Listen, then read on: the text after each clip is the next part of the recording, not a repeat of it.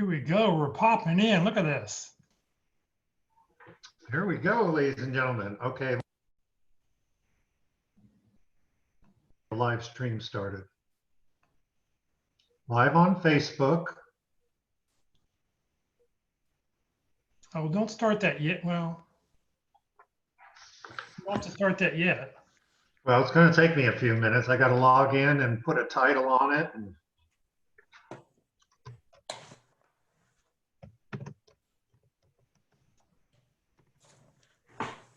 Good afternoon, guys. Good afternoon.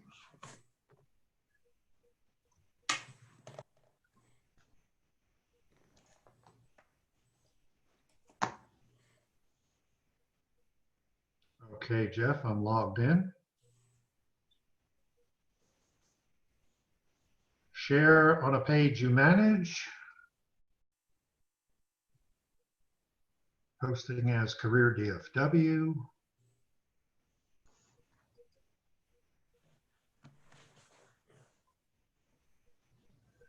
See, could I, Jeff, because I can get this title in here and everything and just wait to click go live, right? Yeah, I mean, I would go. Yeah, I always go live 5 minutes before the event because. Well, yeah. It's 2:55, so. Yeah, go ahead. Yeah, then go ahead and get started. That's fine. Okay, how long can you go on this title? Oh, I don't know. I guess when it stops, it stops. That's but that's just a technical term, John. Don't let Jeff get, don't let his tech jargon just, rattle you at all.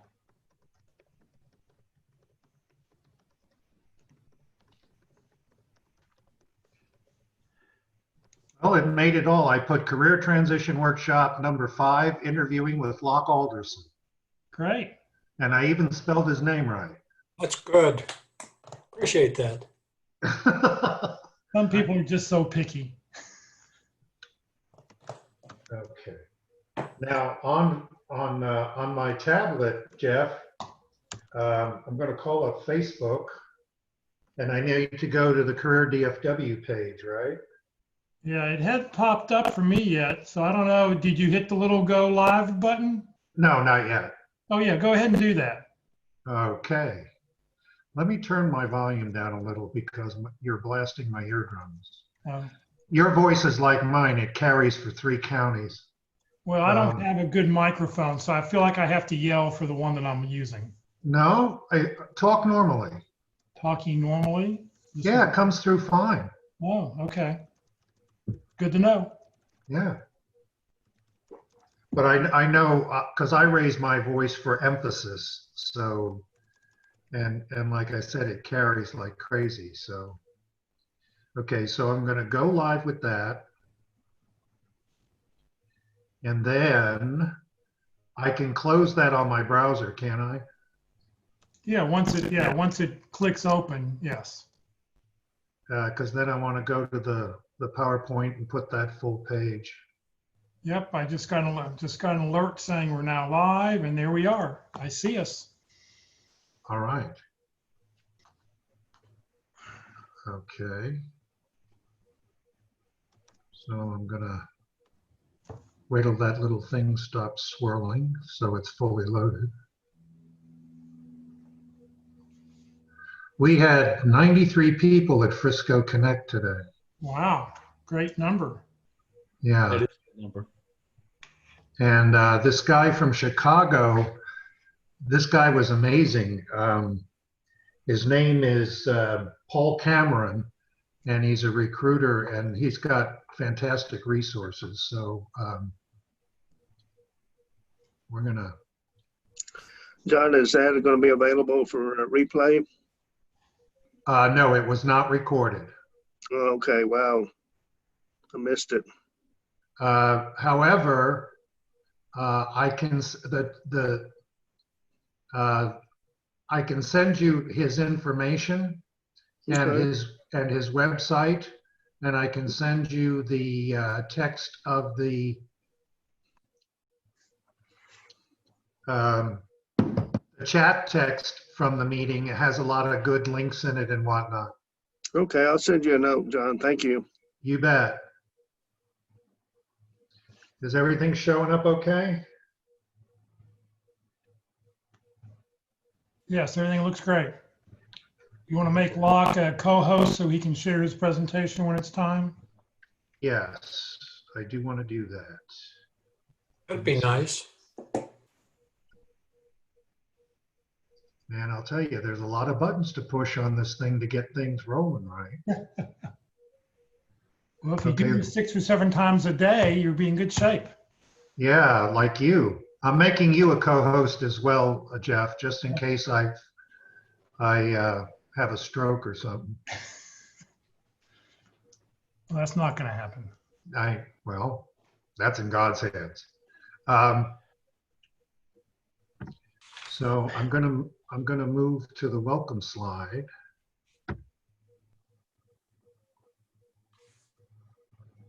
There we go. Welcome. Okay, we got about a minute and a half to go. And Rex, you're up next week. Yes, I am. Okay, just a footnote. Foster's going to be on the call, but he has to head down to Burleson in Johnson County for a radio show he's cranking up with a lady who's a regular broadcaster on the Johnson County radio station. Never heard of it before. So he's opening up another outlet, so he has to leave to get down there. So he won't be on the panel. I removed his picture and name from the panel Yeah, slide. he extracted me from everything. Yeah, you've been thrown out. Yeah, I got fired. I did add the radio show to the Career DFW calendar, so you're up there. Yay! Thank you, Jeff. Thank you. I remembered to when I was sending out those emails, I remembered to send it to you so you could get it on there. Cool. Isn't he amazing? You snap your fingers and it's up on Career DFW. You know? Jeff is got us all going. There wouldn't be a network if it weren't for Jeff. I'll tell you, we got to find some way to give you an award, Jeff, for how you get all this stuff coordinated and out to the public. Yeah, we got to get a bronze donut or something.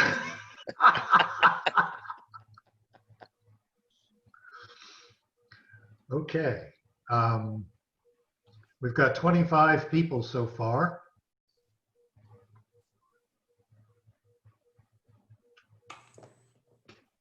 So we'll give it just a minute more. Okay. I got a lot of emails from Zoom with people registering for this session. So a lot of them last night and this morning at the last minute. So of course, if they miss the intro and all that, that's okay. The important thing is that they get the gist of it from when Locke takes over and we do the Q&A panel. We already have 7 people on Facebook. All right. Oh, wow. I see somebody that looks like Lori Davis down there. I don't know if that's her or not. Do we have Lori Davis? I saw, it's her twin sister. Probably her evil twin sister. Oh, Yes, man. your other twin's in the office. This one's at home. You just never know who's going to show up. Yeah, that's right.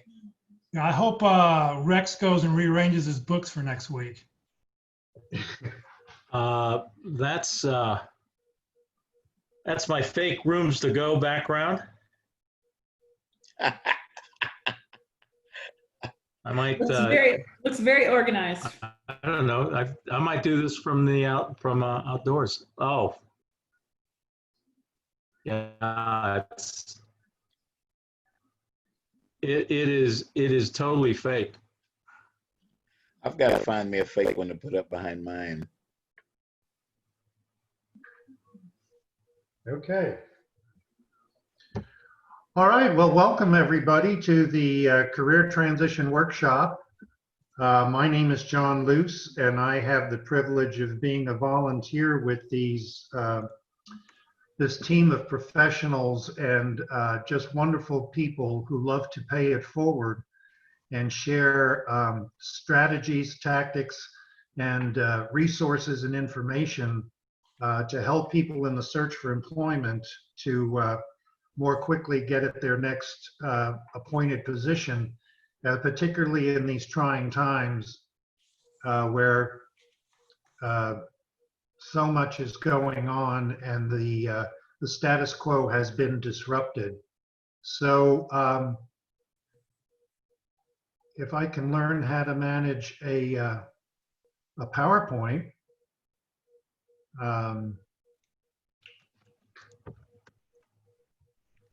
I want to, there we go. I want to start out by saying that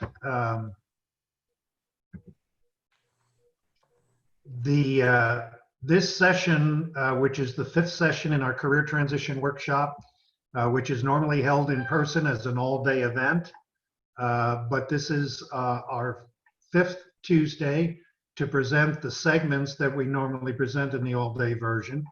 And I just wanted to make everyone who attends aware that, why is that doing that? I don't want to be there. The event is being recorded, and currently it is live on Facebook at Career DFW. If you go to the Career DFW site on Facebook, you can watch live. The recording that we do will also be played later on Facebook and on YouTube. On YouTube, you can access the recording at Career USA. That's the channel, and I highly recommend you subscribe to that because there's a lot. The past sessions that we've done, sessions 1 through 4, are recorded on there, and others can view it in the future and gain wonderful information from our panel of experts. I just want you to make you aware that by participating in this event, please be aware that if you comment in the chat box or have your microphone or camera on, you're intrinsically giving consent for your comments, name and picture to appear on these platforms.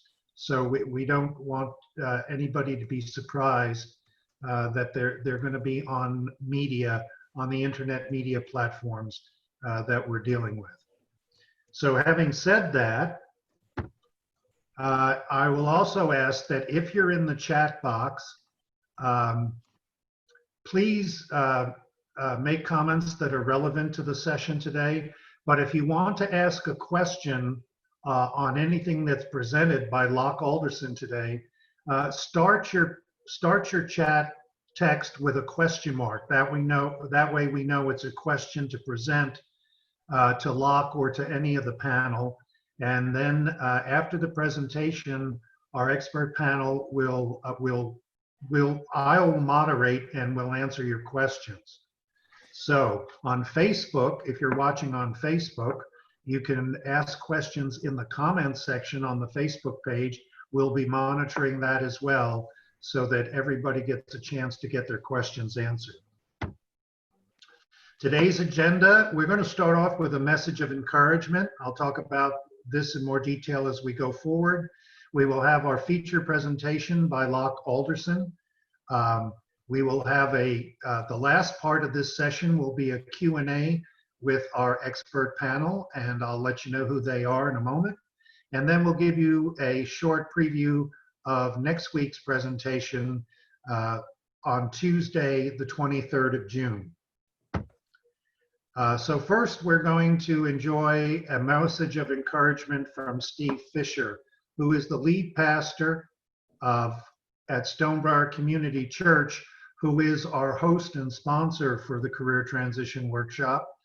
And Steve serves as a lead pastor on a team that provides hope for those who are broken, discouraged, and hurting.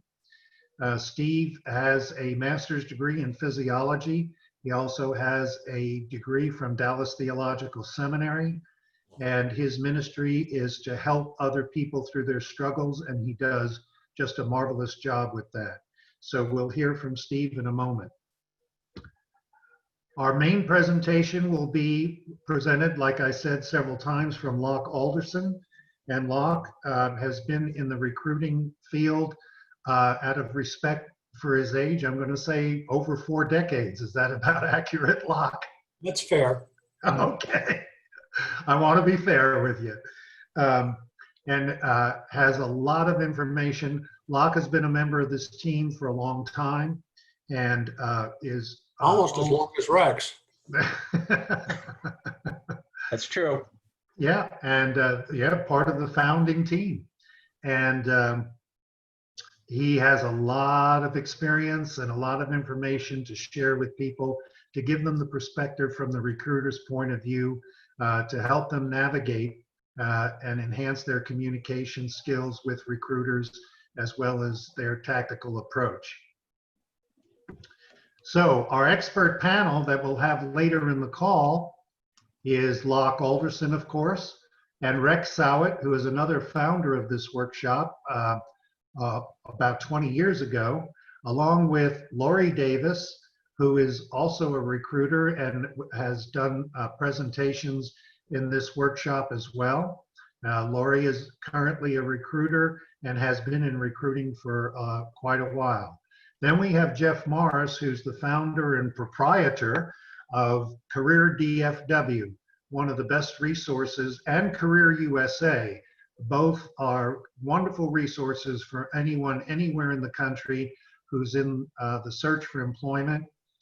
Jeff has an engineering background, but he has been involved in over a decade of fostering the Career DFW site, as well as mentoring his own meeting here locally in the Dallas-Fort Worth area, and has done a marvelous job in coordinating and communicating resources for people so that they can do what they need to do to get to their next opportunity as soon as possible.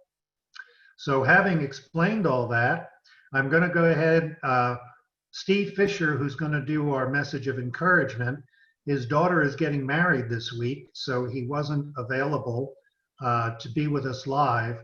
He has in the past recorded a message which is always applicable. So it's a short message of about 10 minutes, and I'm going to go ahead and we're going to start that now.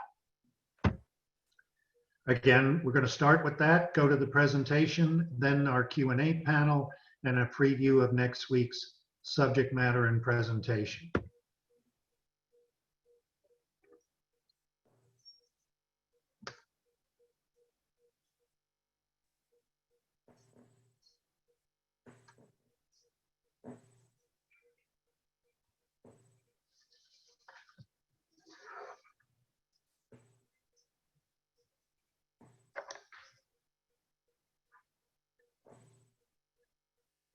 Not getting any sound, John. I'm sorry? I'm not getting any sound. There's no sound. You need to go up and share your computer sound. Oh, okay.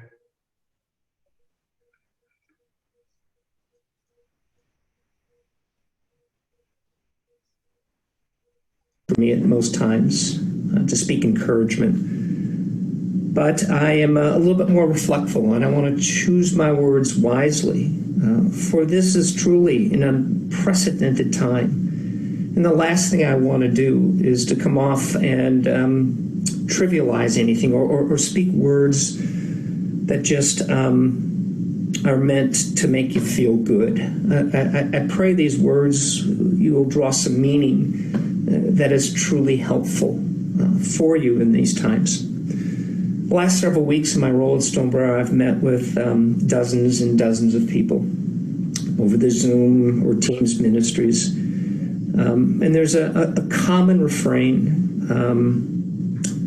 Goes something like this: I am where I am, and it is what it is. And in those utterings, there's a sense of hopelessness. Many times a sense of I have no idea what to do or where to go. And so I pray that through the few moments I have, perhaps you might find a different perspective that will help you move through this into your next appointment, into your next assignment.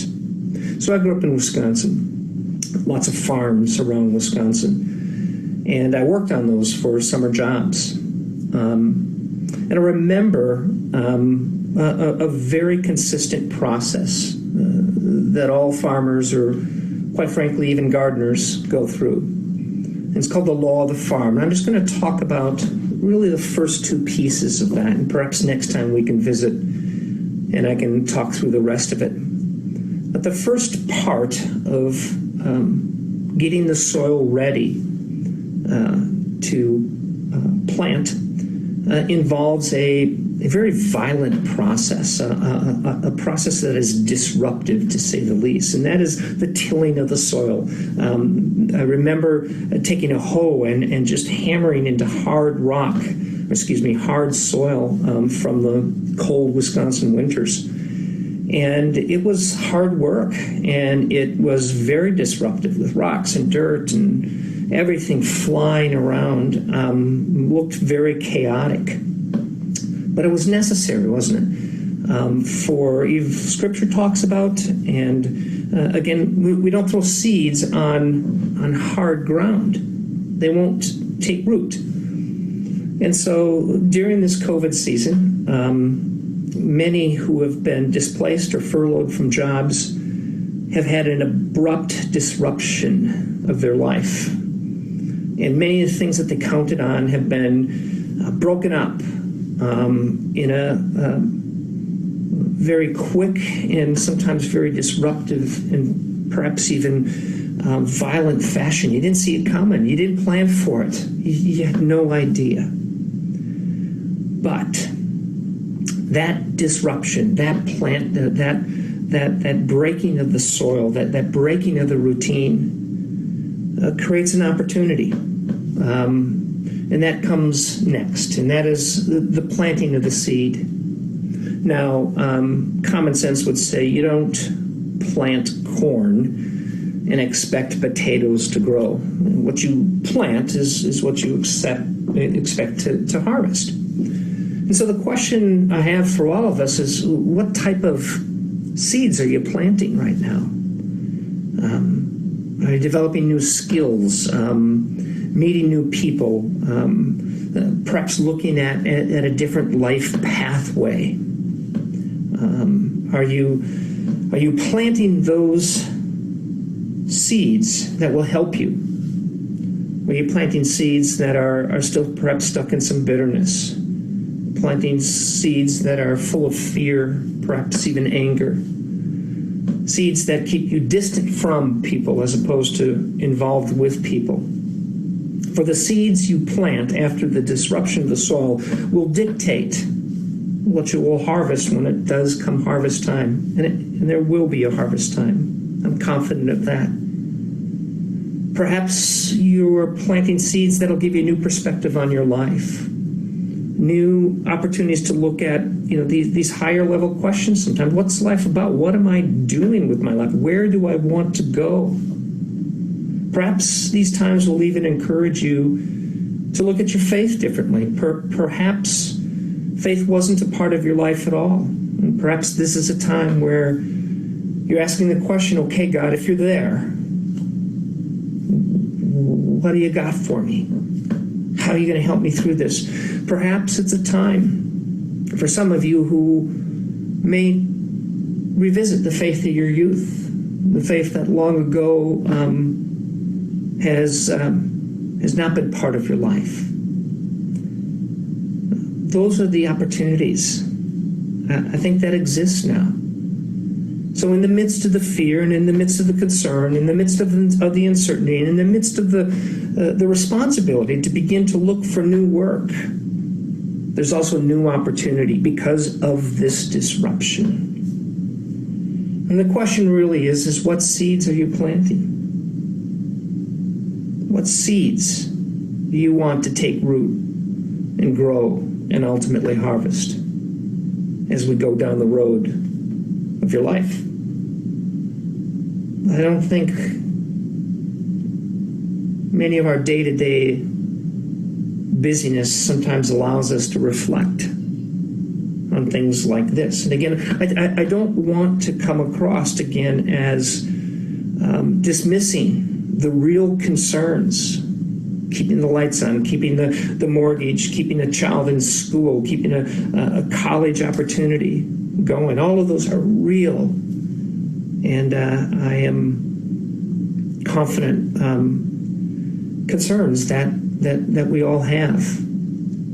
But in those concerns, there does create an opportunity. And I would encourage you to begin to ask yourself those questions, to ask others those questions, to don't let this season go without an opportunity to look at what you and what your life is planting. So there's a story that I want to tell you, and some of you may have heard it before, but I think it sends a message. So a while back, I'm not sure the price point anymore, the most expensive coffee was a coffee called Kape Lua, and it came from Indonesia. And the reason this coffee was the most expensive was because of a unique harvesting method. You see, there's a cat in Indonesia called the civet cat, like a bobcat, we would say. And this bobcat has taste buds for this particular plant in Indonesia, this particular coffee plant. And so the civet cat will eat the berries, the coffee berries, from this plant. And there's something unique about the digestive enzymes, apparently, of the civet cat, that when they eat the bean, the enzymes that are in within the cat create in these beans the most robust, rich, exquisite, I've never had a cup of this coffee, exquisite bean that makes the most delicious cup of coffee, I'm told, that exists. The unique part is this, is the harvesting of those beans. I'm going to let that sit for a second. See, the civet cat eats the beans. They're brought into the cat's digestive system, and then they're pushed out. And the harvesting method is just what you think it is. People go through the scat of the civet cat, and they pick these beans out. And then they're roasted, and they make the coffee. And so I think the metaphor perhaps is playing out for you. That's what it feels like sometimes. That there's just a big mess. And here's what I'm confident about. That our God, the God of the Bible, has this brilliant ability, this amazing ability, to reach down in the mess of our life and pick out the most valuable parts of you and I. You see, He loves us. He says in His Word that He will never abandon us. He will never leave us. COVID-19 virus, furloughed, my job has been eliminated. Whatever our life brings us, our God looks down in the mess that exists and pulls out you and I and says, this is rich. This has flavor. This has texture. This has value. This has value. That's you and I. And so I hope during this season that you are looking at, after this disruption, what seeds have you planted? Those seeds that will bring a bountiful and good harvest. Seeds that talk about new skills, new friends, new people, new perspectives, new relationships. perhaps that relationship with God is at the very top of that list. But I am confident that no matter what mess you're sitting in right now, there's a God that loves you, that has the capacity to reach down and find beauty in the midst of a mess. And that beauty is you. So I know you are in for an incredible session with the Career Transition Workshop. I pray this short message encouraged you that no matter where you're at, God loves you and will see you through it.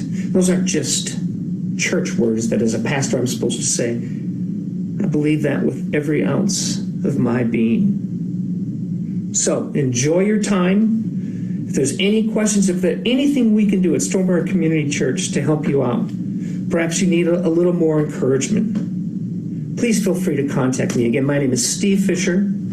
My phone number is 469-252-5368. My email, you can get it off our website. It's Steve Fisher, STEVEFISCHER @stonebriar.org. If there's anything we at Stonebriar can do, we'd be privileged to do that. So have a great session. And again, Rex, and to your entire team, God bless you.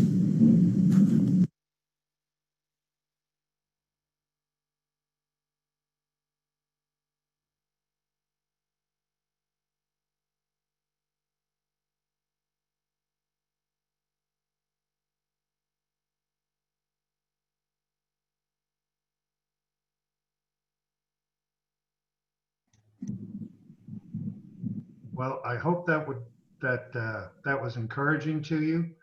I hope it gives you a good perspective. And since we had Steve on, I'd like to take a moment to go over the whole team, including those at Stonebriar who support us. Rex, of course, one of our founders, Gail Houston, another co-founder of the Career Transition Workshop. Gail presents on social media for us. Locke Alderson, who's been with us almost since the beginning as well. And Gail Bridgman, who's a member of this team and hasn't been available for her presentation lately, but hopefully she'll join us sometime in the future. Gail is with Lee Hecht Harrison and a wonderful and supportive member of this team. Lori Davis, who you heard from last week, who's also a recruiter and a vital member of this team. Foster Williams, who many of you probably know because he's heavily involved here in the Dallas-Fort Worth area with the Career Search Network. And Jeff Morris, who I talked about before, is the originator and the producer of CareerDFW.org and a wonderful member of our, sorry about that, folks. I'm getting a little twitchy here. Okay. And then we have Steve Fisher, who you just heard from, and Gene Allen. These names are reversed. I apologized. I thought I had that corrected. Gene Allen, who's on staff at Stonebriar and does a lot of the back office work in helping us get things scheduled, as well as getting things set up when we meet physically together. And Karen Hawkins, who is a member of the missional living team at Stonebriar and is a pastoral leader who helps us coordinate this workshop as well as put it all together when we're able to meet together, and we hope we're able to do that again soon. So I just wanted to acknowledge that a lot of these people you don't see, you may never meet, but they are an essential part of how this ministry and how this workshop is put together. So now I'm on track with the right slide, and I'm going to introduce Locke, who's going to talk to us about interviewing today. And let me I'm going too fast. Yes, I am. So Locke, I'm going to take this down and give it over to you so that you can share with all the participants the information you have for us.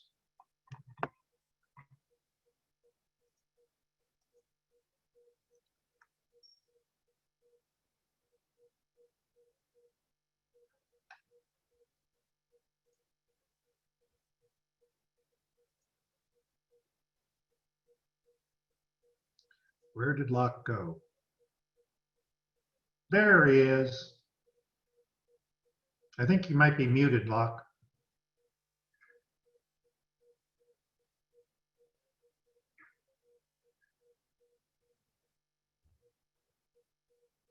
Am I back live? You're on now. Okay. Well, my name is Locke Alderson. I have spent over 4 decades in recruiting and HR. And I add to that the years that I spent in career consulting, and it's over the century mark, or half a century mark. I want to talk about interviewing today, so that's the start of our process. And again, once you've gotten the invitation to come in, there's some things about interviewing. And my clicker is not working, so we're going to have to do it manually today. Okay, well, what is a successful interview? Why do employers actually conduct interviews? Again, one of the things that, okay, I'm trying to get this so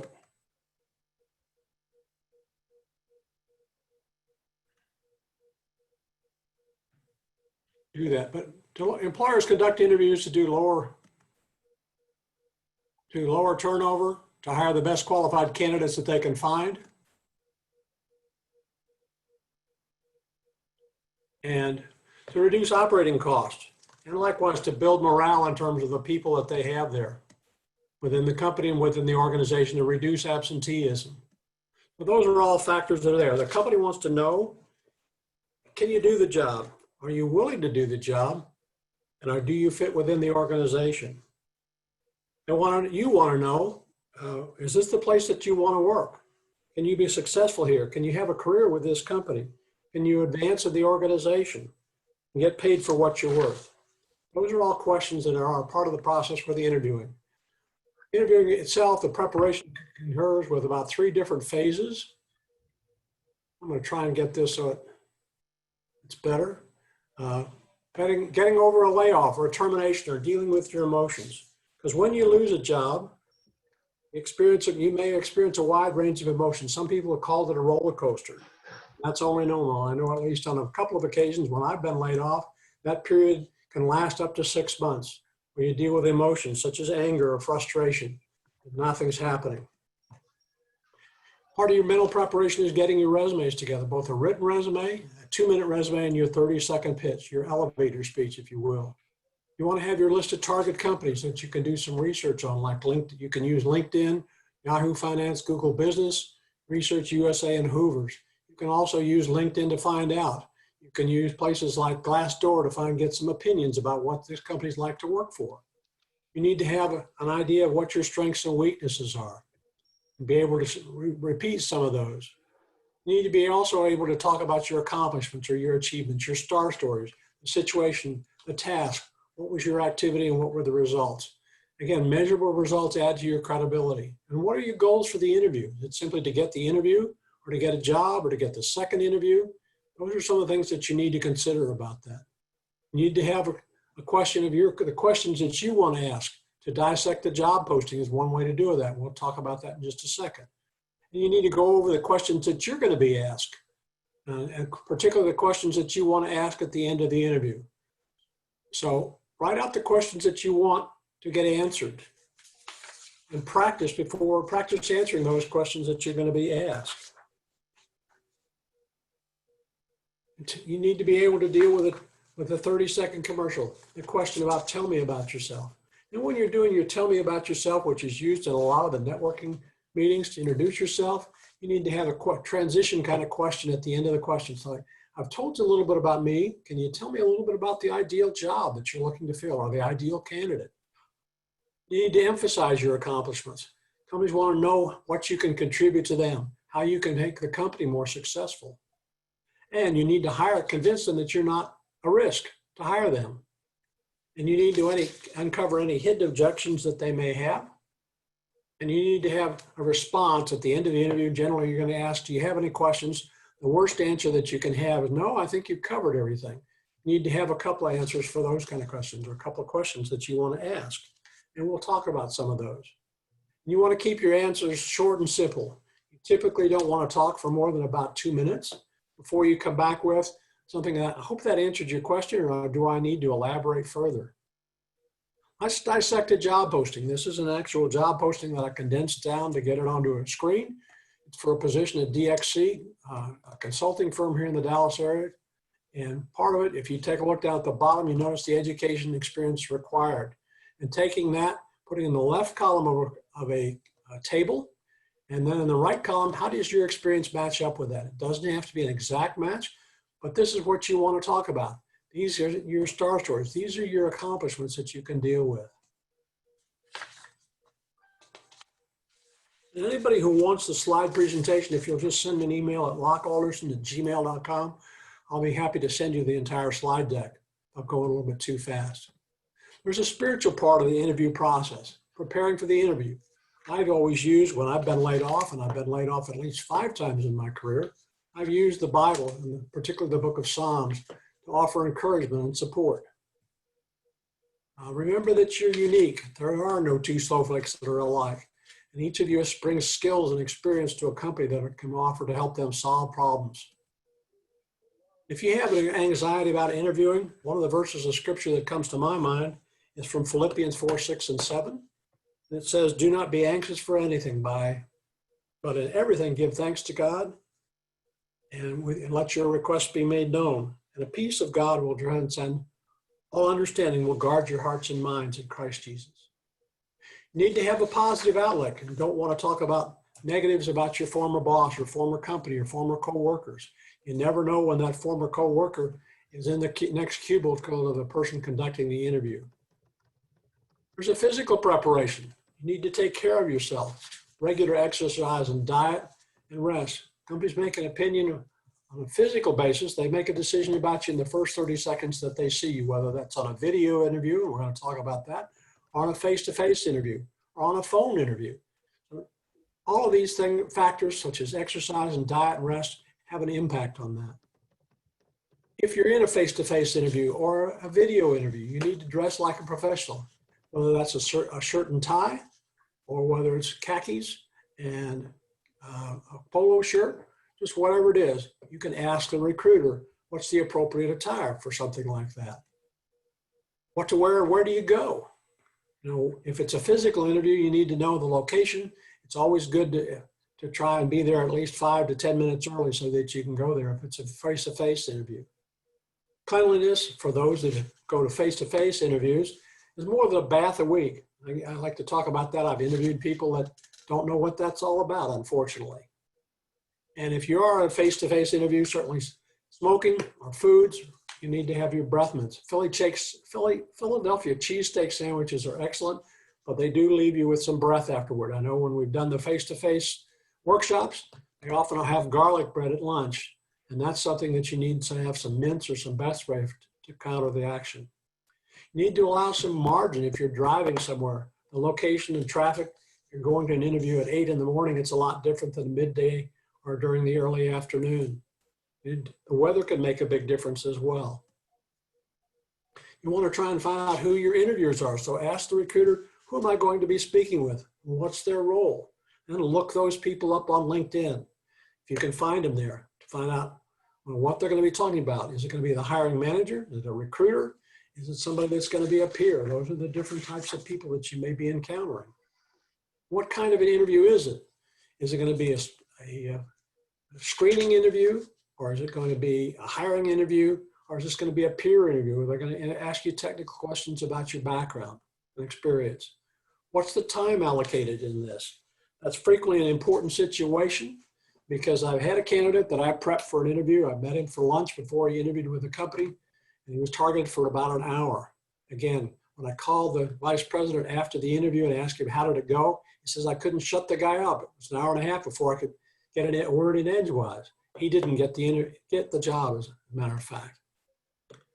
The other thing I'll mention about that, to go back to that, is in terms of dressing appropriately, I prepped one gentleman for an interview. They need to wear a suit with a coat and tie, with a shirt and tie. He showed up for the interview with black Pac-Man t-shirt and jeans. He lasted for about 5 minutes in the interview. And we're getting around to showtime. So what is an interview? Well, an interview is not an interrogation, a police interrogation with a light shining in your face. It's also not a monologue where you do all the talking, and hopefully they don't do all the talking. Again, it's something that you want to have. So the different types of interview. There's behavioral interview, there's traditional interviewing where they're going to ask you questions about your resume and your experience. And more recently, there's a video interviewing. A lot of the first interview today is either a phone interview or a video interview. I mentioned online interviews. Sometimes it can be an online interview where they're doing that. And face-to-face interview, a screening type interview, technical, peer, or panel interview where I might be meeting with 3 or 4 people, or the hiring manager. I know when I interviewed with EDS a number of years ago, there was a technical interview with a recruiter, there was a peer interview with 3 other recruiters, and then a hiring manager interview to find out if you fit with the culture of the company. Because they're going to make a decision about you within the first 30 seconds. So how you appear and how you speak and how you dress are vitally important. How much time should you be doing the talking? Well, typically, I advise people anywhere from 60 to 80% of the time that you should be the talking and let them do the rest of the time. I know I had one interview when I was interviewing with a vice president. He did 90% of the talking. How he found out about me and whether I was qualified for the job, I'll never understand. But he did, and I got hired for the job. You need to be honest during the interview. There's too much information about you out on the internet for people to check on it. There's the story of the railroad commissioner in Texas who said she had a degree. She was asked to step down when she found out she didn't. There was a coach at Notre Dame that was hired, pretty high-level kinds of position. He found out that he didn't have a degree. He was subsequently hired by a school in Florida and brought them to the top 10 in the football rankings. So he was pretty successful in that. So honesty is very important. You want to take, if it's a face-to-face interview with resumes and business cards, if it's a video interview, you want to get contact information so you can follow up on that. Likewise, if it's a face-to-face interview, take extra copies of your resume. Or if it's an informational interview, you want to have that with you. If you don't want to give the resume out first, it's a good idea to exchange business cards because the business cards typically will have a phone number and contact information via an email. And you need to be prepared to answer the question to tell me about yourself. Okay? You need to be prepared as well to tailor your responses to the accomplishments. What have you done that matches what they're looking for in the way of responsibilities? There's some interview do's and don'ts that you need to take into account. Again, work with a recruiter. And that's kind of important because it's good to know what they're looking for because if you're successful, they're successful as well. You need to listen before you respond, okay? Don't talk over, be ready to jump in with your answer before they're finished talking. If it's a video interview, there's often a sound delay of 3 or 4 seconds before they talk. So it's often good to stay quiet for a couple of seconds after they finish talking. Be prepared and do your research on the company, the culture, the values. There's nothing worse for a recruiter to ask you, what can you tell me about our company? And you say, well, they do this. That's not the best answer. And you need to be courteous to the gatekeepers, those receptionists, because you never know when their opinion is going to be asked of how you might fit culturally. You need to clarify the duties and responsibilities, the deliverables that you have. What's going to be expected of you in 6 months? How will you know that you've hired the right person in 6 months? You need to think about an egg timer. A good idea is to talk for about 2 minutes. Don't ramble. You can ask that question. Have I fully addressed your question? Do I need to elaborate further? What happens if you get an illegal question? Some of those illegal questions that you can encounter. Do you have any kids? Who's going to care for them? Are you married? What's your religion? Do you have any health problems? Do you have any problems with working with minorities? Can you work on Saturday or Sunday? Those are some questions that can be discriminatory in nature. And ask your questions. Go with a list of questions with you or have them with you when you do the video interview. And do a trial close a couple times to the, particularly toward the end. So how am I doing? How do I compare with the other candidates that you've talked to? I know when I asked that question in one situation, well, you're the best of 19 candidates that I've spoken with. That manager didn't know what he was looking for. I didn't get the job because I wasn't really that interested in the job. But if you are interested in the job, let them know. And ask about follow-up. When can I anticipate hearing from you? Where are you in the interview process? Those are all some good questions that you want to have. And if they ask, well, we hope to finish the process by next Friday, you say, well, is it okay if I contact you on the following Monday?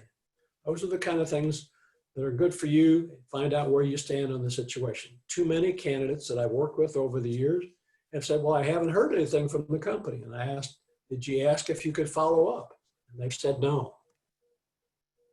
There's also face-to-face interviews and informational interviews. You need to practice your interview, your questions and your answers, and do your research on company and being honest and positive.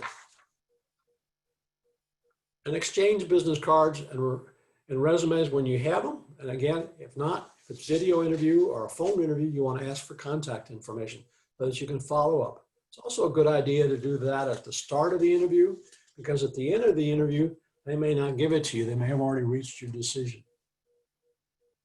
You want to be courteous to the gatekeepers, as I've mentioned. And informational interviews, where you've asked for information, can turn into a job interview.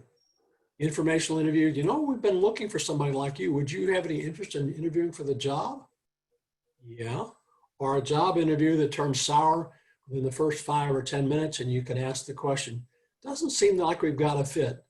You know a little bit about my background. Who should I be talking to? You need to convince them you're not a risk, taking a risk with you. Informational interview is one of the things that's going on today to find out information about the company. And what you want to do is to gather and exchange for information and share what you're looking for. Generally, you're going to share what you're looking for toward the end of that interview. So how do you go about setting them up? Well, it's a good idea to call and ask to meet for 15 or 20 minutes, seeking ideas or suggestions or advice, okay? And don't ask for a job interview. It's informational interviews are not, that's not the purpose of them. And during the interview, toward the end, perhaps you can ask, John, you're familiar with my background and experience. I recently left Xerox or Texas Instruments and am seeking a position similar to the one I've had. Where do you suggest I look for possible opportunities? You can ask for names of people that you can contact using his name as a source, or possibly ask him if he or she's willing to make an introductory call on your behalf. And as I said, introductory informational interviews can turn to job interviews and vice versa. Let's talk a little bit about behavioral interviews. That's something that's been around since the early 90s. I know that's how I happened to meet Gail Houston. And one of the reasons that they're done is past performance is a good predictor of future performance, particularly if you've done something a number of times in the past, faced with similar circumstances in the future. That's probably how you're going to respond. Basically, it's a structured interview that covers specific examples of things you've done and how you've handled those situations. And they're used for consistency. They're also used to be able to deal with the regulations about interviews that the federal government has. They're generally based on a skills analysis of the job. I know when I went through that, I took a 3-day workshop in Washington, D.C. with E-Systems, and it was based on the top performers in that, what skills they needed to do the job well. There is no right or wrong answer. Some of the questions that you may encounter or tell me about a time when you've done something, or give me an example of how you've handled an irate customer. Describe a situation where you've satisfied a customer or gone the extra mile to make sure that they're happy. Those are the kinds of things that you want to be prepared for. And you can look online. I know Career DFW on their resources tab has a number of those kinds of questions and answers, which are very valuable. You want to be honest and positive about things. You want to insert some information about video interviews, which is a new thing. We're using Zoom today, and you can probably see my picture. Again, that's an important thing. You want to avoid distractions, because the number one turnoff or mistake in video interviews are distractions. You want to find a quiet, well-lit space. It's free from distractions. You want to adjust the lighting so that it reflects well on you. You don't want to have distracting backgrounds. And make sure that your connection on the internet is stable. You can test some of those when you've signed up for Zoom today. You can adjust the audio and the video. You can test the speed. You want to keep your camera at eye level. So you're looking into the camera, and you want to keep that centered. Okay. Test your speakers, and you can do that on Zoom, as I mentioned.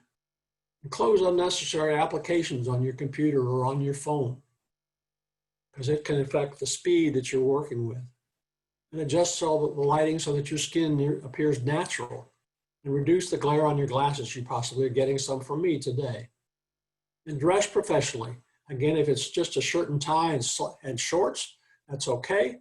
But you want to avoid patterns and checks because they will clash. They call the video pixelating in your video. And practice, practice, practice. Both the Dallas Pit Crew, which is on Wednesday afternoons, as you see there, and they're doing that on Zoom meetings now, or Walt Glass does a success interview workshop. He does those on Tuesdays in the morning and the afternoon, again, being done online right now. But again, you can practice and contact either one of those, as I say, dallaspitcrew@gmail.com, or Walt Glass's contact information is shown there. They're valuable. During the interview, you want to smile. Let people know that you're interested and that you're not fearful about their opportunity. You want to speak directly into the camera and maintain good posture, leaning in slightly to show that you're interested. You want to be authentic and you want to tell the truth. Display energy, nod occasionally when it's appropriate to show that you're interested.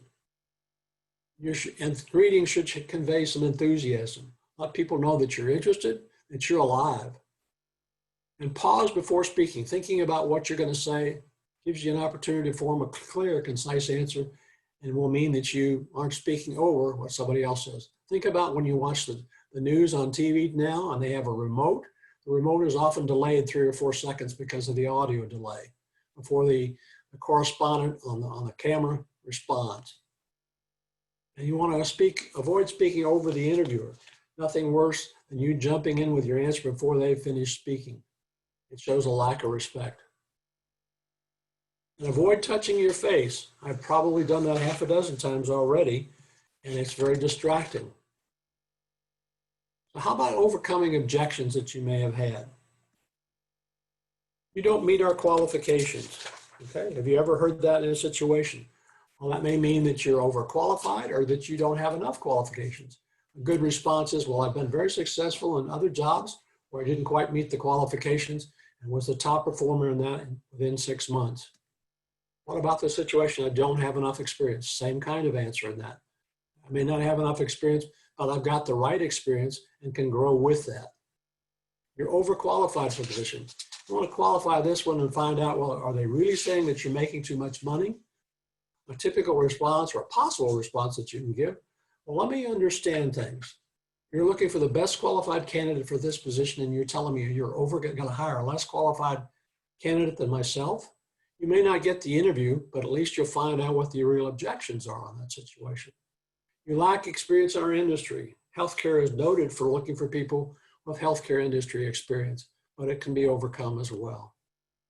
I'd love to hire you, but we can't afford to pay you what you're worth, what you're making in your last position. Well, let me understand what you're really looking for in this kind of a position. Or my situation has changed. I don't have all the financial obligations I used to. My house is paid for. The kids are through college. I can afford to work for less if I'm really interested in the job. So that's some way that you can go through some of the objections. As we wrap up, you want to get feedback on the interview, preferably during the interview, by asking questions like, do you have any concerns about my ability to do the job? Or how do I compare to the other candidates that you've talked to? And follow up, when can I anticipate to hear from you? Is it all right if I call you next week or next Tuesday? Send a thank you note to everybody that you've spoken with, not just to the recruiter. That's a reason to get their email addresses or their contact information at the start of the interview. And do a post-mortem after the interview and be honest with yourself. What have you done well and what you didn't do so well? And lastly, follow up and keep in touch. This job interview may not work out with that company, but you never know when they're going to have another position just like it in about 6 weeks. And because you've already interviewed or been vetted, All they have to do is contact you. Are you still available or are you interested? And go through this salary negotiations part. Questions? I think we're done.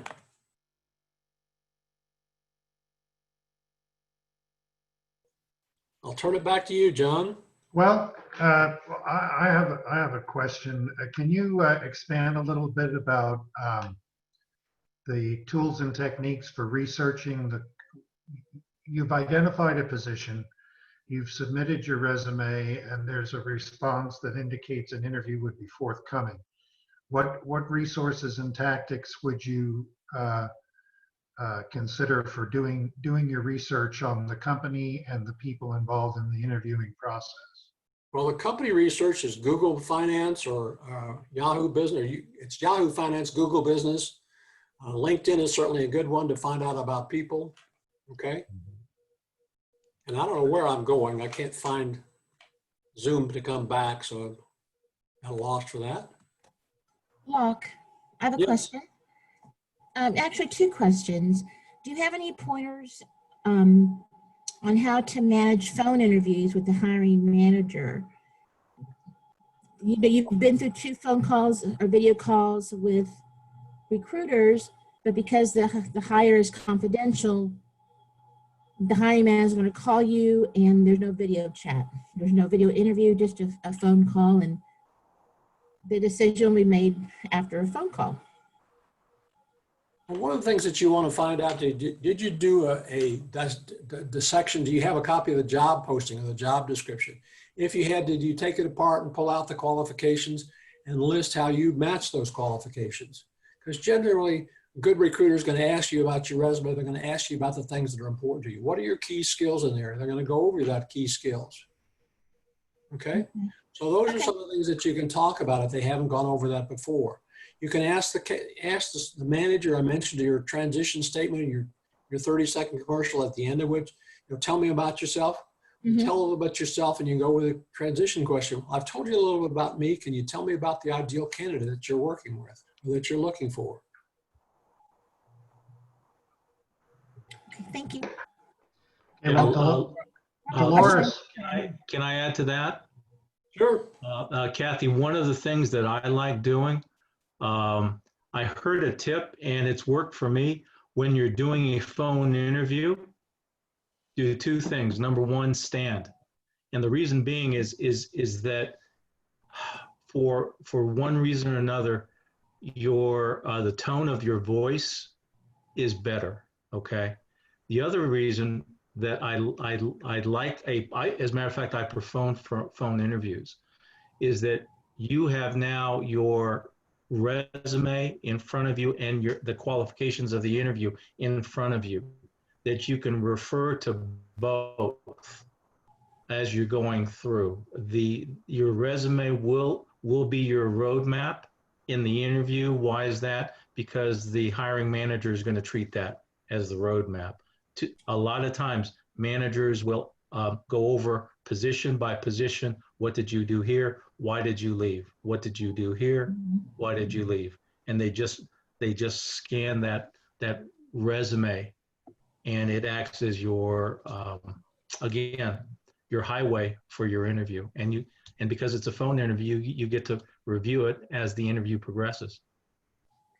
You can have that job requirements table on your desk along with your resume and a copy of the job description or the job posting.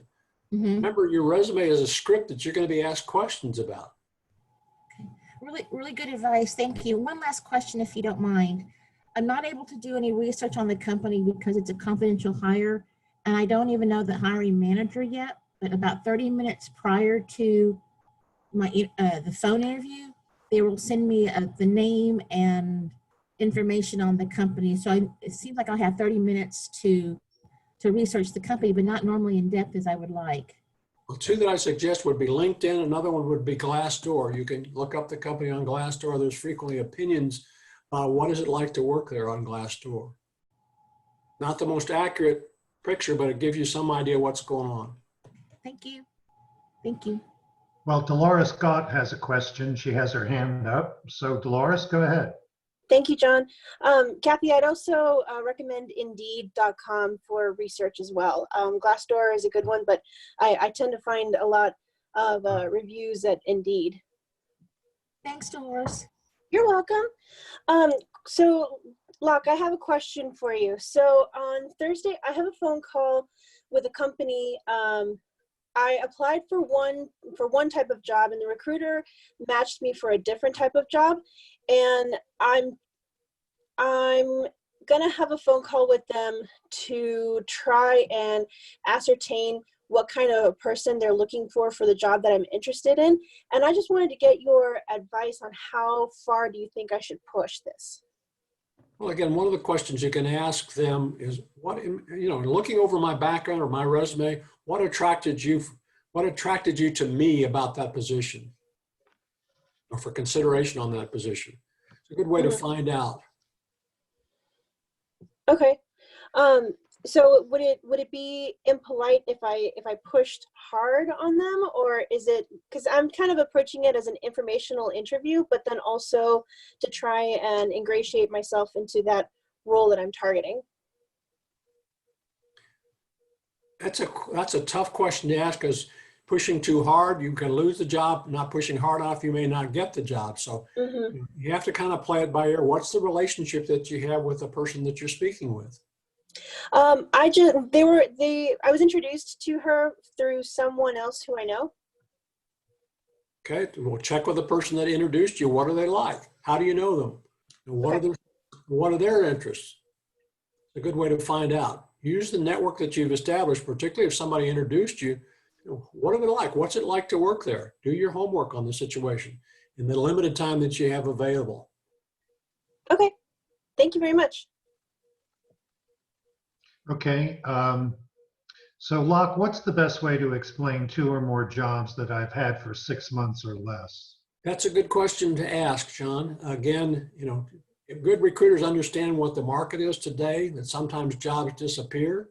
I know I have a cousin who's took a job in San Francisco, and I don't know that she's moving out there. I don't know whether she's going to have a job to go to, because it's with a private school out there. So finding out the kind of information like that is kind of difficult sometimes. The other thing that you can tell is some kind of positions do have a turnover, or you can answer the question honestly, but you don't have to answer it completely. Like, the situation didn't work out. It wasn't what I anticipated, what they promised. Again, keep it short and simple. You don't have to give all the details. That's true. I think a lot of us, in our nervousness for an interview, whether it's electronically or in person, we get nervous and we say too much instead of just focusing on the gist of the question, the core of the question, and pinpointing that. And we go off on rabbit trails, like you even said while you were giving your presentation. In part of the process is talking about your experience and taking a job that you're overqualified, or they say you're overqualified, and you said, yeah, but wouldn't you rather have someone who's qualified? I'm at a different stage now with my experience. My house is paid off. My kids are through college.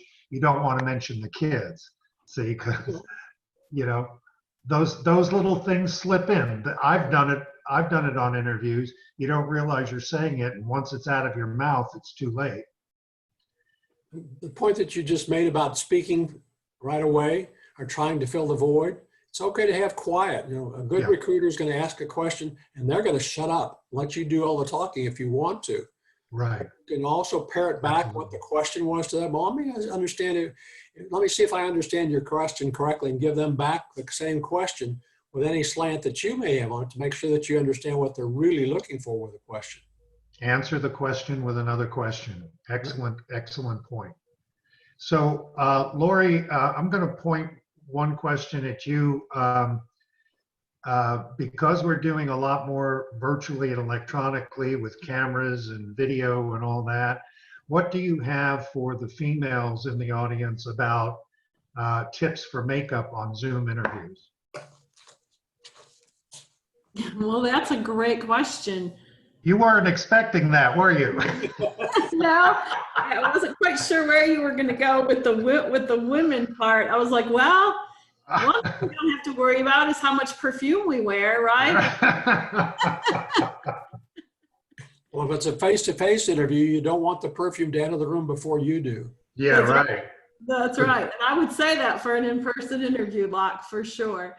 You know, I really think I haven't seen, I've done a ton of, virtual calls for the last 3 months, as we all have now, but I think I would just recommend you do what you would normally do. I mean, just like I do, I put a little mascara on, I put a little lipstick on, I make sure my hair looks semi-decent, and all my natural highlights are showing. But I don't think there's anything that I would absolutely recommend doing that if it's part of your normal, day-to-day habits. I would plan to prepare for a video interview just as if you were going to a face-to-face interview. I think that's the simplest way to say it. Well, let me interrupt with that because since I started using Zoom on video meetings, virtual meetings, lighting is very important. I've seen a couple of short instructional videos on YouTube about it. And this light, I have a light right here that, see, just moving that or increasing it, see how I get washed out? Mm-hmm. And it can make a big difference on the impression. And the other thing, so I would suggest that, like you said, do what you normally do, but then test yourself out. There's a way on many computers today to just bring up your camera and you can record yourself to take a look at what your body language is, what your hand motions are, and how the lighting is affecting whatever makeup. Thank God I don't have to worry about makeup.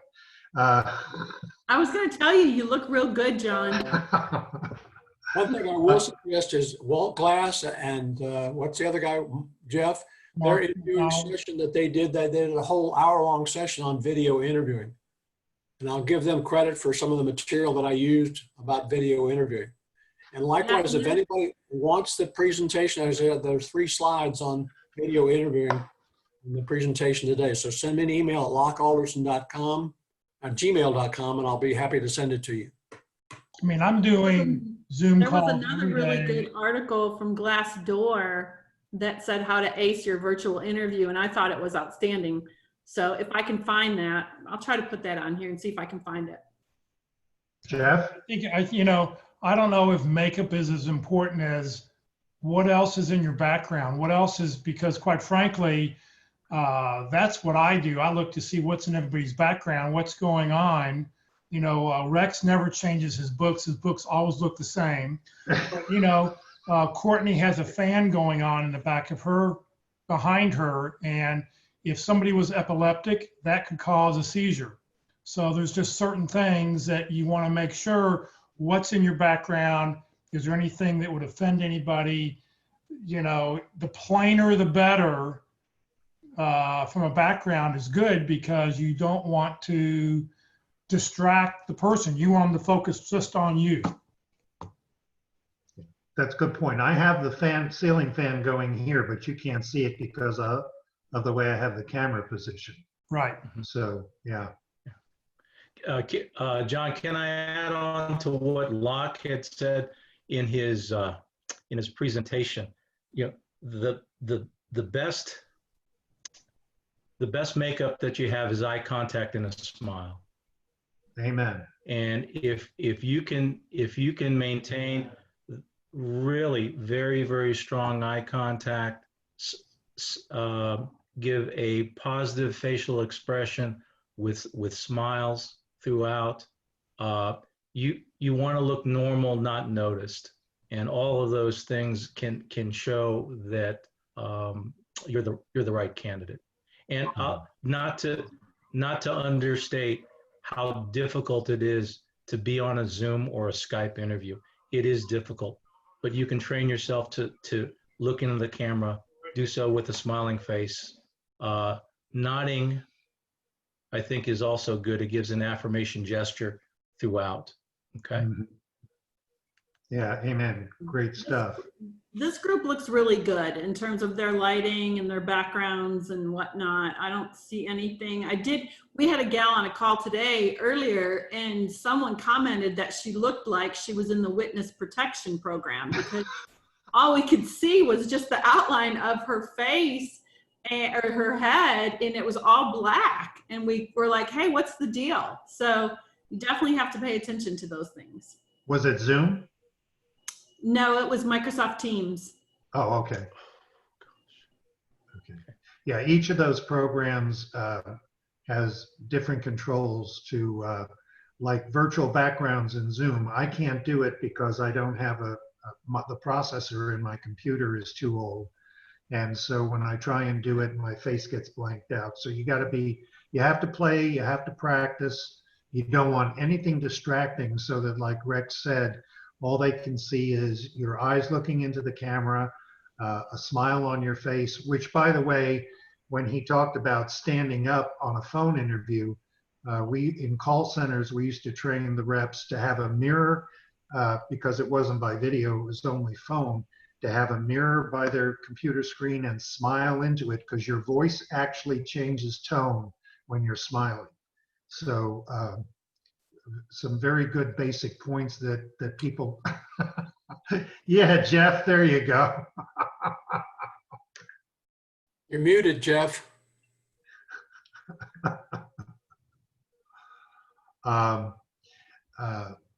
Now, in the chat box, there's been Lori and Jeff have posted some links.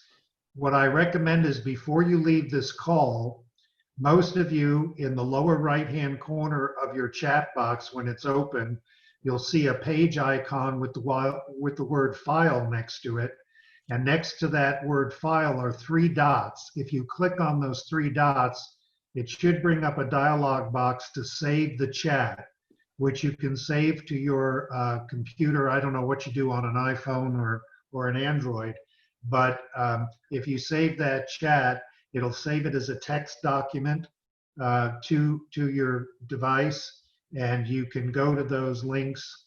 The video interviewing from the interview workshop on Wednesdays, Jeff posted, and Lori posted the one from Glassdoor about your virtual interview. So I recommend that you do that. Any other questions? You can use the raise hand icon in the bottom of your participants panel. And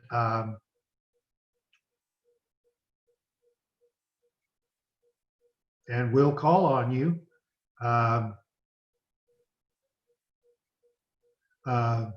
When I know that I'm not, someone asked, when I know I'm not connecting with the hiring manager, what should I do? You could turn the actual interview into possibly an informational interview.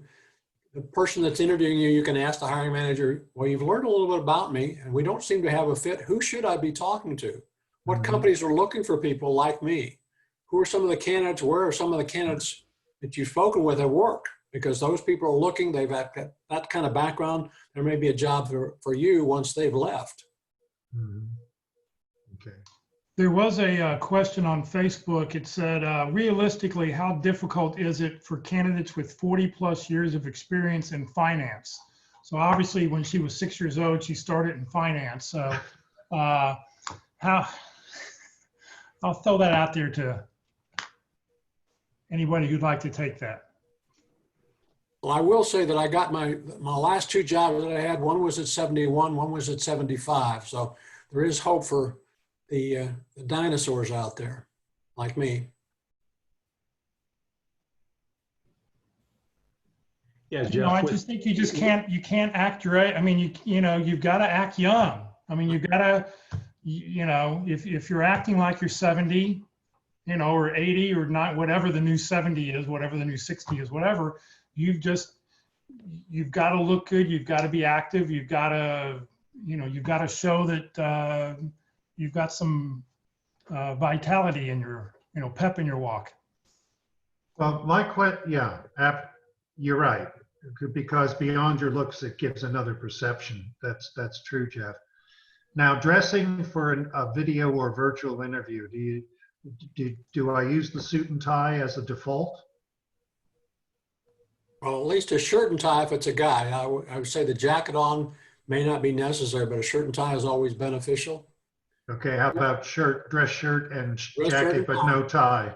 If you looked at the panel when John put that up for us, they're on the panel, I had a shirt and tie on that. When you looked at, when I stopped my video, you notice a more casual appearance on what that looks like. So those are just how people are. Look at the people on the call. What are they looking like? You know, you want to dress like a professional because you're being considered as a professional. Mm-hmm. Okay. Hey, John, just to layer on what Locke had mentioned, I hope that the guests on the phone or this session understand that if you are representing or branding your organization, I want to go to the sales reps, the sales executives, maybe the marketing people. Recruiters do a lot of branding as well. Generally speaking, that tie, that shirt, and that sports jacket are things that the hiring management looks like. Even though everyone else on the Zoom call on that panel interview might not have a shirt, tie, and suit or a sports jacket on, the expectations of the interviewee and the interviewers are two different images or projections that you want to make. So I always tell my clients, nice shirt, solid tie, because pattern ties, you get distracted, and a blue or a dark gray charcoal suit or jacket. Yeah, thank you. Okay. Let me step in. I do interviews with the practice interview team. And when we were meeting in person one week, a lot of people come in coat and ties, a lot of the men, and who are being interviewed. And this one gentleman had a solid tie on, and it was the company colors. And it was like, well, there's a nice little subtle, don't say anything, but just he's got the color of the company right there. And it was a nice little touch that you wouldn't even think about. Yeah. Yeah, guy really did his homework. Craig made a comment on another webinar for finance and accounting professionals. One candidate was asked to stand up during the virtual interview. So I think he means don't do what they do behind the news desk and behind the weather desk on the major channels. They've got old Levi's on, but all the camera catches is the shirt and tie and jacket. But if they were asked to stand up, it would give a completely different image. So that's a very good point. Last week's career tip of the week was pants or no pants. Right, that's right, it was. Yeah, okay. Let's see. What else? Don't have any additional questions at this time. Does any of our panel want to give any other additional key factors about interviewing?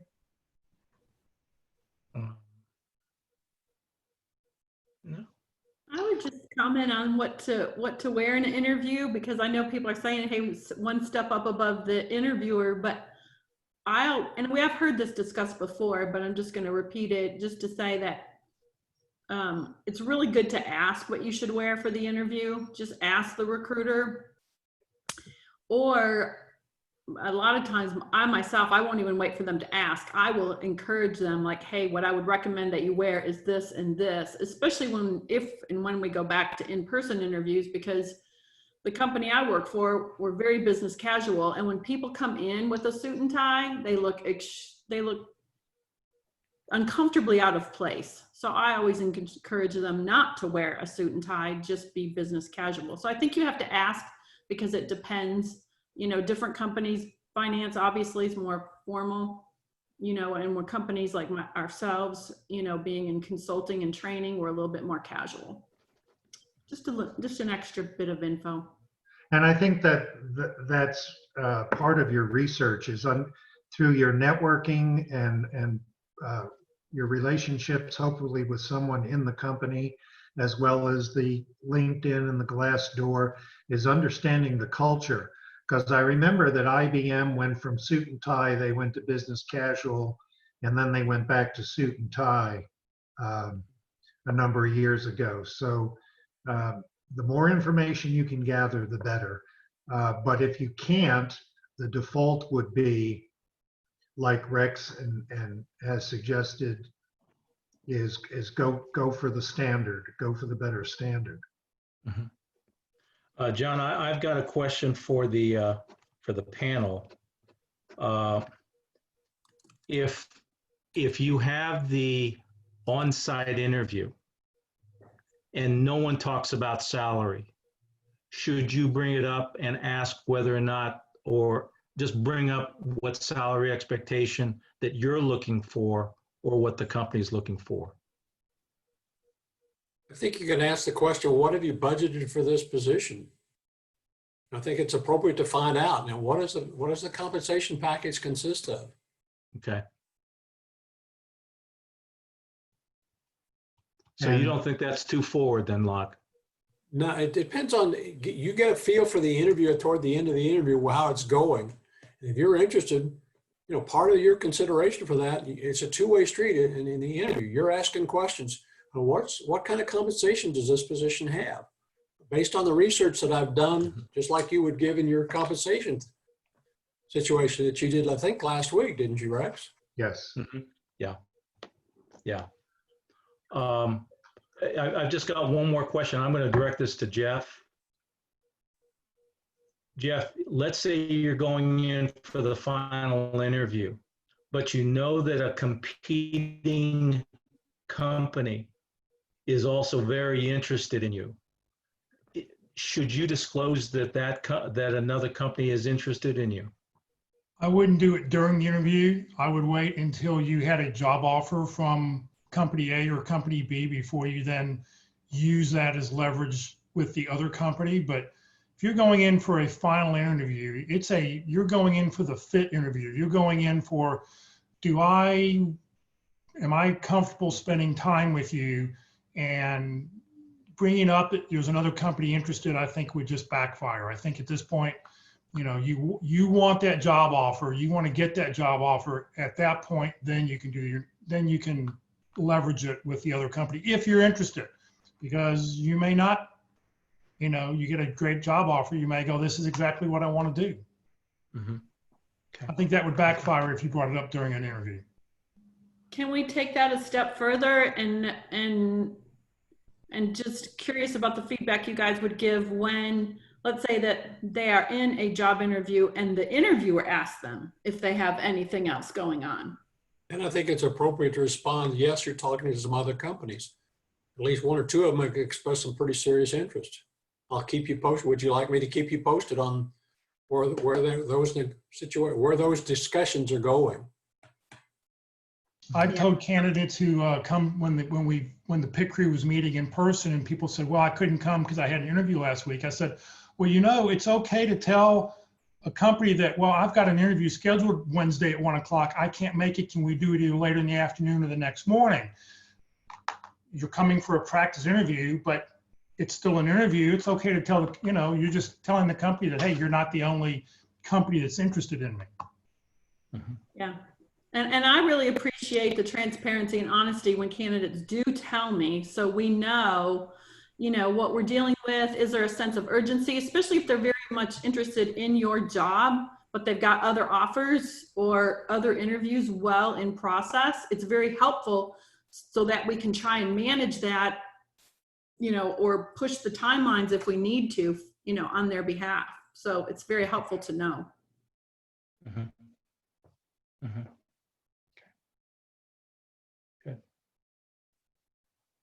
Any other questions for our panel?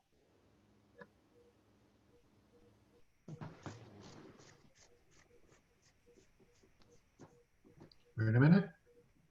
If a recruiter is involved, you can ask. Okay. I'm sorry, that was just a comment, not a question.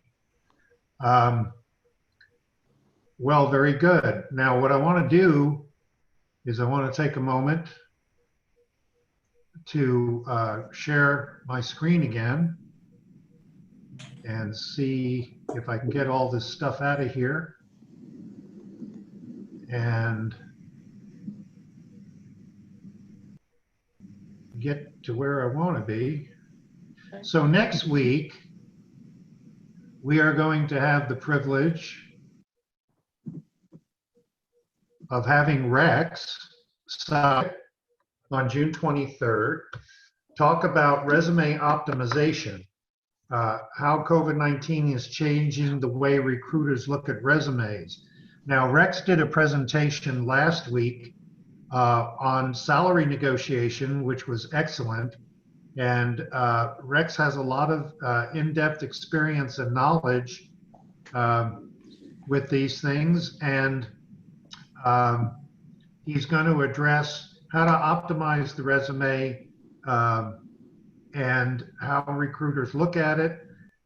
Rex talks about the formatting of the resume and how it works with the applicant tracking system. So he covers a lot of ground on that. And next week, Rex, I'll try and be more efficient so that you get the maximum amount of minutes and we can drum up a ton of questions for you. That's fine. Thank you, Okay, John. any other questions for the panel before we adjourn? Okay, in that case, I'd like to first of all thank you for taking the time to attend this session. Next week will be on the 23rd at 3 p.m. will be session number 6 with Rex, as I just talked about. And before we all depart, I'd like to ask you, as part of our ministry, we believe in prayer, but because we believe in a God who hears prayer. And so I'd like to ask you to join me before you sign off in a brief prayer. So today, Heavenly Father, God, we pray for all those on this Zoom meeting here virtually who are looking for employment. We ask to guide them to the company and the recruiter and to the people you have appointed for them. Grant them favor with employers. Fill them with patience, wisdom, perseverance, strength, and know that they are loved by you as they search to provide every need and as they wait on you, because you are in control of all things. And we ask this in the name of your Son, Jesus our Lord. Amen. Thank you, John. Thank you, everybody. God bless you all, and we'll Thank see you. you. Thank you, John. Thank you. Thank you.